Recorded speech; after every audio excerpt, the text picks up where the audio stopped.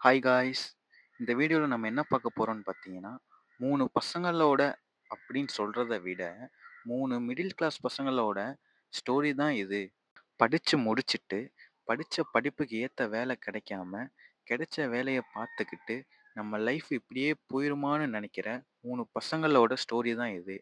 அந்த 3 பசங்க வேற யாரும் கிடையாது, நாங்க தான்.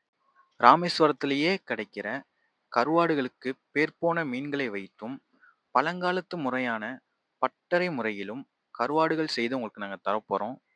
எங்களோட ஸ்பெஷல் என்னன்னு பார்த்தீங்கன்னா, குறைந்த விலையில, தரமான குவாலிட்டில உங்களுக்கு நாங்க தரப்போறோம்.